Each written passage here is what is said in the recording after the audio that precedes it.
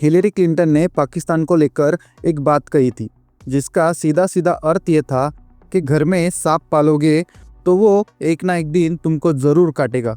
और ये बात अब सच साबित होने जा रही है। ऐसा लगता है एशिया में एक और कॉन्फ्लिक्ट की शुरुआत हो चुकी है। इस वीडियो को देखिए।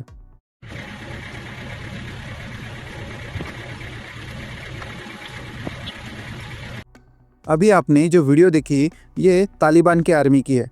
दो तालिबान हैं, एक अफगानिस्तान तालिबान जो अभी अफगानिस्तान में सत्ता में है, और दूसरा पाकिस्तान तालिबान जिसे तहरीक तालिबान पाकिस्तान कहते हैं।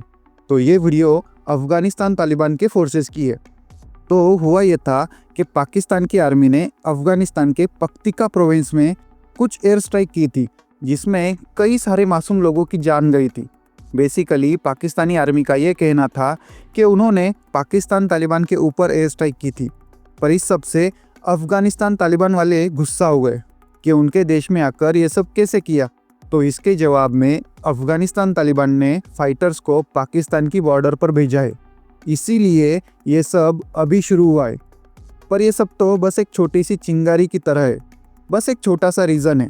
पाकिस्तान और अफगानिस्तान के बीच कॉन्फ्लिक्ट की असली वजह है डुरांड लाइन इशू, और डुरांड लाइन का इशू पाकिस्तान और अफगानिस्तान के बीच एक बहुत बड़ा हिस्टोरिकल इशू है। तो चलिए आज इसी को समझने की कोशिश करते हैं। डुरांड लाइन के इशू की बात ऐसी है कि ये जो मैप में रेड कलर की बॉर्डर दिख रही है, ये पाकिस्तान और अफगानिस्तान की 2640 किलोमीटर लंबी बॉर्डर है। इसे डुरांड लाइन कहा जाता है, जिसे 1893 में अफगानिस्तान के उस वक्त के एमीर ऑफ अफगानिस्तान अब्दुल रहमान खान और उस वक्त के British diplomat sir Henry Durand ने बनाई थी, और इन्हीं के नाम पर इस लाइन को डुरांड लाइन कहा जाता है। देखो, ये ब्रिटिशर्स जहाँ पे भी गए वहाँ पे इन्होंने इनके डिवाइड एंड रूल पॉलिसी की वजह से कंट्रोवर्सीज करके रखी है, चाहे वो मिडिल ईस्ट में हो या फिर इंडियन सब कॉन्टिनेंट में। इन्होंने कभी एक बॉर्डर ठीक से नहीं बनाया, चाहे वो इंडिया पाकिस्तान का हो या फिर इंडिया बांग्लादेश यानी उस वक्त के ईस्ट पाकिस्तान।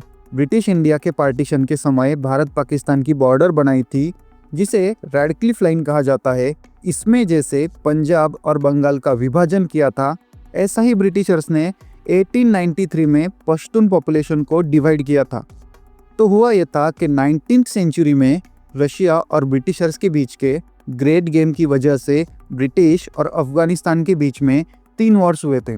उन्हें एंग्लो अफगान वॉर्स भी कहा जाता है। तो जब 1878 से 1880 के बीच जो सेकंड एंग्लो अफगान वॉर हुआ था, उसके बाद ब्रिटिशर्स ने अफगानिस्तान की विदेश नीति को उनके पास लिया था। उस ट्रीटी को ट्रीटी ऑफ गंदमक कहते हैं, और लगभग सब ठीक हुआ था, पर दोनों के बीच में बॉर्डर फिक्स नहीं थी। बॉर्डर को लेकर कुछ इश्यू बाकी थे। उसे सॉल्व करने के लिए एक डुरांड कमीशन बिठाया जाता है।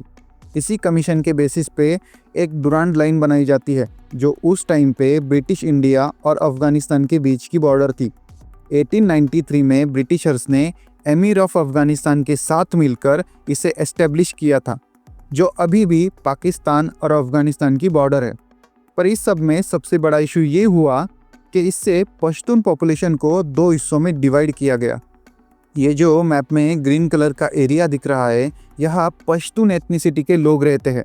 इनको पठान भी बोला जाता है। अगर आपने वो 2023 में आई शाहरुख खान की पठान मूवी देखी होगी, तो उसमें जो पठान का नाम है वो इसी अफगानिस्तान के पश्तून एथनिसिटी से है।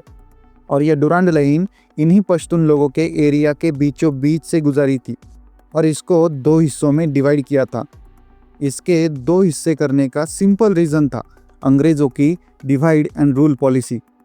और बाद में उस टाइम पर ब्रिटिश इंडिया के वाइसरॉय लॉर्ड कर्जन ने जो पश्तून पॉपुलेशन का एरिया ब्रिटिश इंडिया में आया था, उनके लिए एक अलग प्रोविंस बनाया था, नॉर्थ वेस्ट फ्रंटियर प्रोविंस, जो आज भी पाकिस्तान का एक प्रोविंस है। अब प्रॉब्लम यह है कि पश्तून लोग इस बॉर्डर को मानते ही नहीं है। जब से डुरांड लाइन बनी है तब से उन्होंने इसे एक्सेप्ट ही नहीं किया। बेसिकली पश्तून एक ट्राइबल कम्युनिटी है, तो पश्तून लोगों को ये लगता है कि उनके बीच ये बॉर्डर एग्जिस्ट ही नहीं करती, वो बस एक इमेजिनरी लाइन है। और अब ये एक बहुत बड़ी प्रॉब्लम बन चुकी है। आज भी पाकिस्तान को इसे मेंटेन करने में बहुत दिक्कत आती है। और इसे अफ़गानिस्तान की गवर्नमेंट भी नहीं मानती। और ये 1947 से आज़ादी के बाद से आज तक ये इशू बना हुआ है। हमीद करज़ई जो अफ़गानिस्तान के फॉर्मर प्रेसिडेंट थे, उन्होंने भी ये कहा था कि अफ़गानिस्तान कभी डुरांड लाइन को रिकॉग्नाइज नहीं करेगा।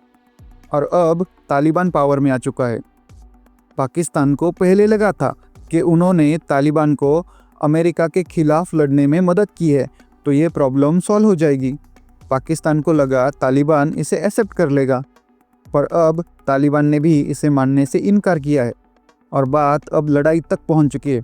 और पाकिस्तान वालों को तो बस युद्ध का बहाना चाहिए, क्योंकि अगर पाकिस्तान किसी के साथ दुश्मनी नहीं रखेगा तो पाकिस्तान की आर्मी, पाकिस्तान की आईएसआई या फिर पाकिस्तान की एस्टेब्लिशमेंट कहो, उनका सर्वाइवल मुश्किल हो जाएगा। इतने दिन इंडिया के साथ दुश्मनी करके चलाया, पर अब इंडिया औकात से बाहर हो गया है। और अभी दिल्ली में प्राइम मिनिस्टर भी ऐसे है कि पता नहीं कब क्या कर दे। तो इसीलिए अब उन्होंने अफ़गानिस्तान के साथ ये सब शुरू किया है। पॉसिबिलिटी है कि एक स्मॉल स्केल वॉर भी हो जाए, या फिर फ्यूचर में कोई बड़ी कॉन्फ्लिक्ट, या फिर दोनों के बीच युद्ध भी हो सकता है। और अगर पाकिस्तान का इतिहास देखें तो ये बात तो तय है कि इसमें पाकिस्तान की ही हार होगी, क्योंकि वो एक फेमस कहावत है ना कि पाकिस्तान की आर्मी ने जंग कभी जीती नहीं और इलेक्शन कभी हारा नहीं।